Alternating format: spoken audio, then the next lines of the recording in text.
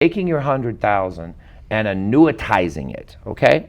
Now, when you physically annuitize your money, what that physically means is that you're giving the company your money to the company, which in turn is setting you up that you've locked it up, okay? You can no longer get the 100,000, but to the government, if you've locked up 100,000, you really don't have assets anymore, okay? Because an annuitized annuity, what it really does is it converts your assets by being locked up to the company for a company promising to pay you out a payment, which we call income, okay? Now, if you're single, you need to know that all of your income will go directly to the nursing home, minus what they call an allowance, okay, that you can go to get your haircuts, and usually amounts to 50 or 100 bucks, to be quite honest with you. Better to just get your head completely shaved, save yourself a little money, okay? But the end result is now you're in the nursing home. All of a sudden, you come out of the nursing home. So they were using your income, okay, to cover the nursing home. So let's say you had 100,000. If it costs 5,000 and your pension's 3,000, right? Well, the spend down period's 60 months. So all you've really got to do is, let's change it to that you had an income of 4,000, right? The difference you're short is $1,000 a month. Pretty simple. $1,000 a month times 12, right? That is going to equal $12,000. $12,000 times the spend down, which is 60 months. 12 times 5 is 60, right? So you really only have to put $60,000 in some form of a liquid account.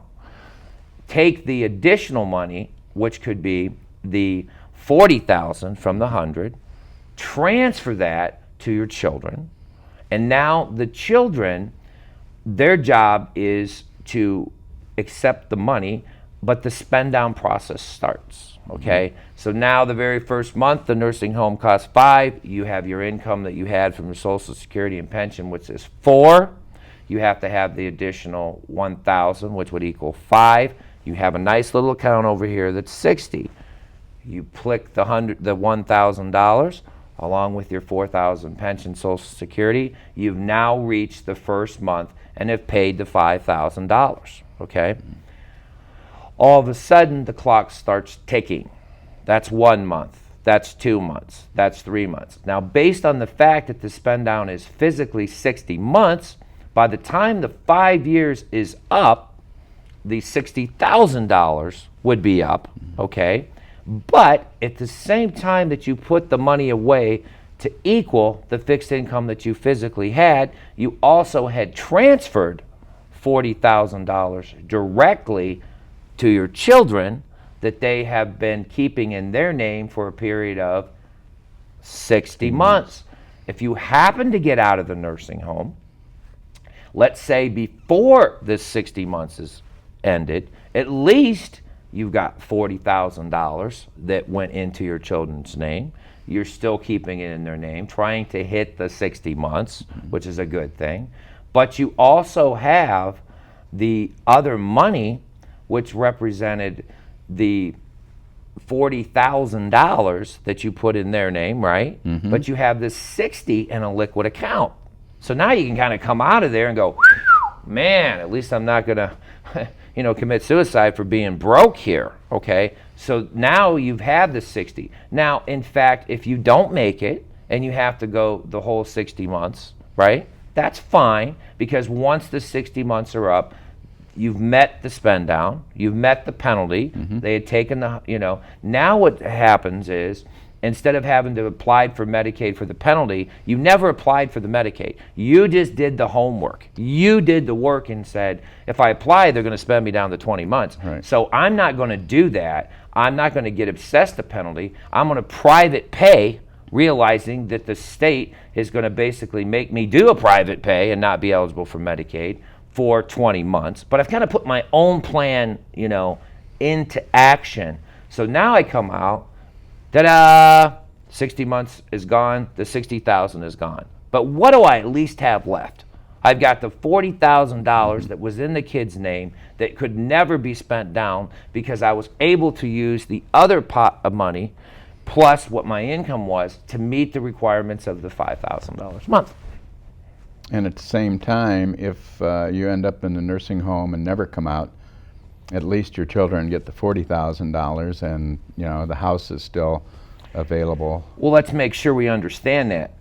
If I end up in nursing home and I never come out, then once I hit 60 months, that is the play, okay? Because you're right, I'm in there, I've been in there 5 years. Now the 60 months has completely been exhausted. Maybe I'm in there a little longer, so now I apply for Medicaid. The government looks back and goes, oh, 5 years ago you had $60,000 in a liquid account. I see you used that, over 5 years for the cost of nursing home. I see you had $40,000, that you put in your children's name, which is, qualifying. That money is exempt, protected. That goes directly to the beneficiaries. The same token, say I don't make 60 months, Harry, and I die. How much better is that? Because the amount that I had, which was the $60,000, right? That can go directly to my beneficiary because I didn't have to add $1,000 every month for 60 months because I didn't make it. I died. So now that money goes to the children, plus the money that represented the $40,000 that you were trying to clear the 60 months goes to the children, which is a lot better than just saying, hands up, I've got to have my money spent down to $1,500, so I'm going to spend it all. So when I come out of the nursing home, I have nothing. I'm poverty. I now have to continue to live my life. And what's sad about that, how many people out there have spent 30, 40, 50 years of their life paying into a system. I'm going to pay into Social Security that's going to be there to help me. I'm going to pay into the Medicare system that's going to be there and to help me. I'm doing what I was told. I'm accumulating my little nuts, with all my money. I'm doing exactly what I was told to do. And now, all of a sudden, ka-ching, everything I've been told to do is about to fall and collapse on me. Oh, great. Glad you accumulated all your money there. Really proud of you for doing that. Now, the good news, you were a good little person. You accumulated all your money. Now we're going to take it. That's not very good.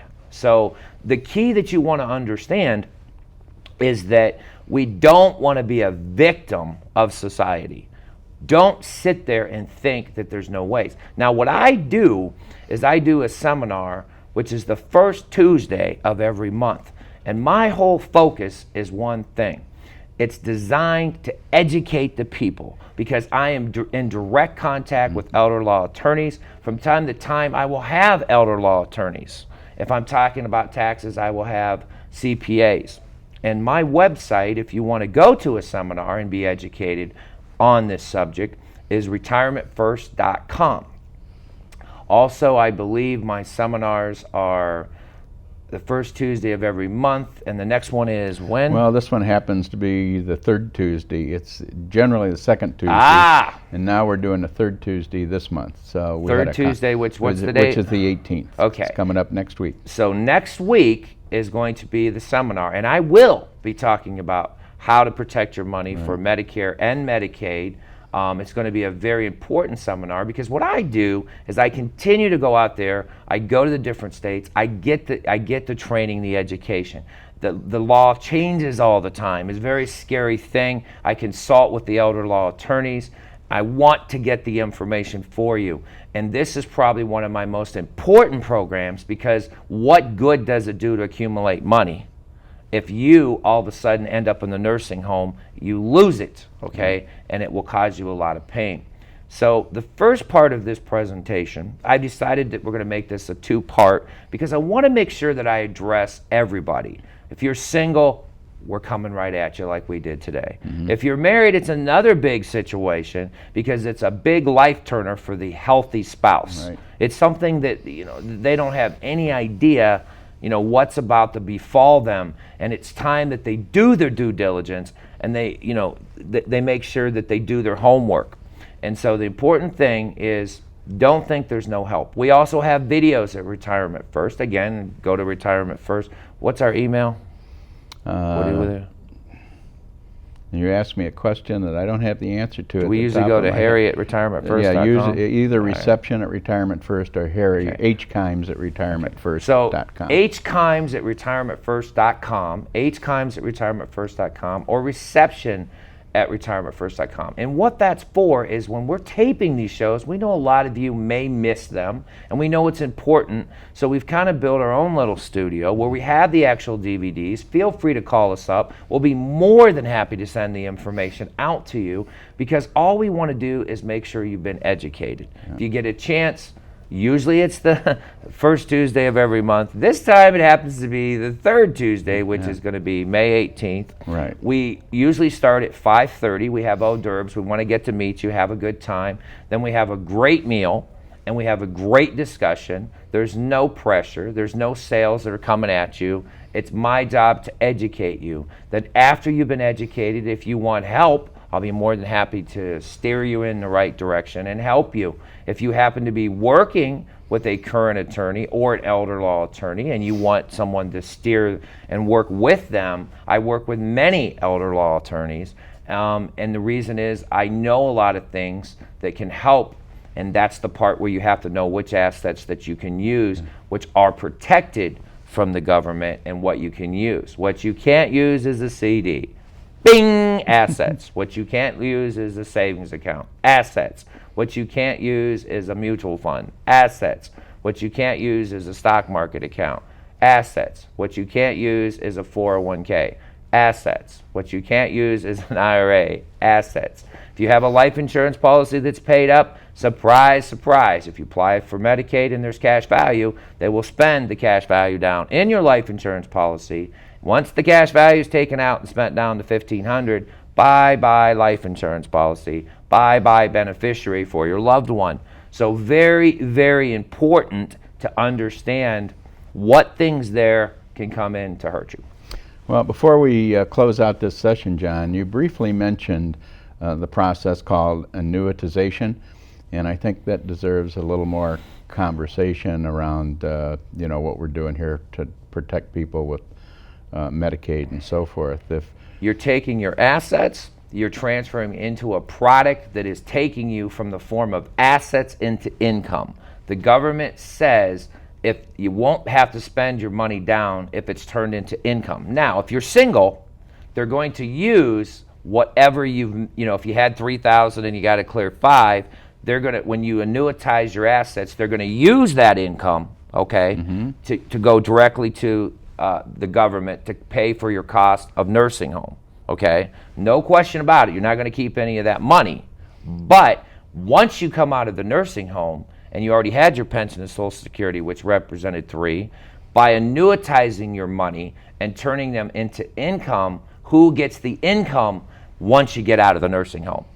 Well, hopefully you get to keep it the then, income because you're no longer in the nursing home, Without annuitizing your money, you're forced to spend all your money down to qualify to be poverty-stricken, end up with practically nothing, and then come out with nothing. Wouldn't you rather at least come out with the ability to have your pension and Social Security intact and still have additional income because you annuitized your assets and didn't be forced to spend them down? The next session will be part 2. As we said, you don't have to lose your money. The next session, let's say, how can I avoid being a victim of society? Until next time, I'm John Sedan. This is my co-host, Harry Kimes. Thank you, and have a nice day.